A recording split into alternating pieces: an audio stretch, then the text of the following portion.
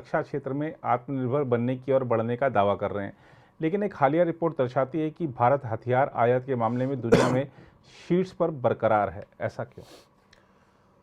नीरज जी, देखिए, शीर्ष पर बरकरार दो कारणों से है। अगर आप देखें, पहली चीज की जो रिक्वायरमेंट थी, बेसिक रिक्वायरमेंट्स हमारी पूरी नहीं हुई थी पिछले कुछ सालों में, जो हमें अभी करनी पड़ रही है। इंटरनल और इंटरनेशनल सिचुएशन और लोकल हमारी जो बॉर्डर सिचुएशन को देखते हुए है। हम पुरानी चीज़ें लेकर चल नहीं सकते, नया करना ही था। तो इसमें जो है हुआ है। और अगर आप देखें, जो रिपोर्ट सिपरी की ही रिपोर्ट की बात हो रही है, जो सिपरी की रिपोर्ट आई थी जिसमें कहा गया कि इंडिया 11% पर है, लेकिन आप देखिए अगला कौन है? सऊदी अरेबिया 9.6%, 1.4% का ही सिर्फ फर्क है हमारे और सऊदी अरेबिया में।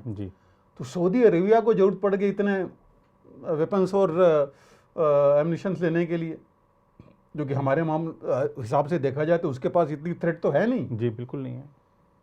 तो वो लोग और नहीं देख रहे हैं लोग कि कहाँ से सऊदी अरेबिया वहाँ पर आ गया, कहाँ से।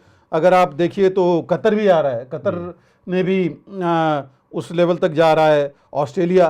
तो इस हिसाब से ऐसा नहीं है कि हम ही हैं इस पर, लेकिन ओवरऑल परसेंटेज लोगों ने नहीं देखा। 47.6% से हम 37 पर आ गए हैं। ओवरऑल वॉल्यूम यस लार्जेस्ट हैं, एग्रीड कि 11% हमारा हमने मार्केट शेयर लिया है उसका। लेकिन इन डॉलर टर्म्स या एक्सपेंडिचर के मामले में तो हम कम हुए हैं। 46 से 37% हुए हैं। तो उसमें भी हमारी ओवरऑल कमी आई है। लेकिन यस, हम बरकरार हैं उस लेवल पर, और तब तक बरकरार रहेंगे। पहली बात, कोई हमें ज़रूरत है, हमें नए इक्विपमेंट, नई चीज़ें चाहिए। और जैसे हम मैन पावर पर कम करके उस बाकी चीज़ पर जा रहे हैं, तो हम कहीं ना कहीं बैलेंस कर भी रहे हैं उसमें। और सबसे ज़्यादा खर्च आपने देखा ही क्यों लगा? चीन की वजह से ही लगा। बिल्कुल। ईस्टर्न बॉर्डर्स की जहाँ हमें ज़्यादा ज़रूरत पड़ी इसकी, तो उसकी वजह से ही ज़्यादा लगा। और वहाँ नेवल सील पर, और हमने जो अभी सबसे ज़्यादा तो हमारा खर्च इसी में गया, जो हमने राफेल लिए हैं। तो ये चीज़ देखनी पड़ेगी कि शीर्ष पर हैं तो, लेकिन उसकी वजह से नहीं। वो चीज़ जो 20 साल से चल रही थी अभी आगे मेटेरियलाइज हुई है। एक साथ ये चीज़ें ली जा रही हैं, जो कि 20 साल पहले, 10 साल पहले या 5 साल पहले होनी चाहिए थी। तो इस वजह से ये चीज़ बेसिकली गई है। और जहाँ तक एक्सपेंडिचर है, आप देखें तो एक्सपेंडिचर में तो ओवरऑल में तो बहुत नीचे हैं अभी भी। जैसे देखा जाए तो अमेरिका लीड कर रहा है 46% अपना बजट, अपना डिफेंस एक्सपेंडिचर पर। हम तो अभी बहुत कम है उस मामले में जाने पर। तो ऐसी जो चीज़ें हैं उनको देखने से लगता नहीं है कि हम बहुत ज़्यादा ही कुछ इंपोर्ट कर रहे हैं। लेकिन ये हमारा जो ज़रूरी है वो हम ले रहे हैं, जो बेसिक चीज़ें हैं। और आत्मनिर्भर होने में चूंकि अभी शुरुआत है, समय लगेगा, क्वालिटी उस लेवल पर नहीं पहुंच पाई। आपको पता है 900 के आसपास आइटम रक्षा मंत्रालय ने कर दिए हैं जो आपने स्वदेशी ही लेने हैं। तो उनके भी आने में, लेने में, दूसरी हमारी प्रक्रिया ऐसी हैं, समय बहुत लगता है, उसको भी कट डाउन होना चाहिए। तो ऐसे करने में समय लग रहा है। लेकिन ये ज़रूर है कि एक शुरुआत हुई है और धीरे धीरे सेल्फ सफिशिएंसी की तरफ हम पहुँचेंगे। और अगर आप किसी में भी देखिए, वही मैं कह रहा हूँ कि अगर हम एक्सपेंडिचर भी देखें बजट का, तो अगर मैक्सिमम हमने कैपिटल एक्सपेंडिचर रखा हुआ है इस बार, और उसमें से भी मैक्सिमम हमने रखा हुआ है इंडिजिनस खरीदने के लिए। तो वो चीज़ें अगर देखी जाएँ तो उससे काफ़ी फ़र्क पड़ रहा है। और हमारे रिजर्व्स भी घट गए थे, जिसको हमने रिजर्व्स भी अपने बढ़ाने हैं। तो इन चीज़ों को लेकर के देखा जाए तो बहुत ज़्यादा फ़र्क तो नहीं पड़ा है। हाँ, ये है कि हम अभी भी लार्जेस्ट हैं। और एक तरह से गर्व की बात है कि हम नई टेक्निक, नई चीज़ें ले रहे हैं इसमें। ऐसा नहीं करके हम वेस्ट कर रहे हैं पैसा। और अभी तक तो कम से कम ये रिपोर्ट भी नहीं आई कि इसमें कहीं उसमें घोटाला हुआ है, चाहे कुछ हुआ है। बिल्कुल अभी तक। आगे क्या होगा वो हम नहीं कह सकते। बट ये तो है। लेकिन 2-3 चीज़ें हमें देखनी बहुत ज़रूरी हैं कि हमने, देखिए,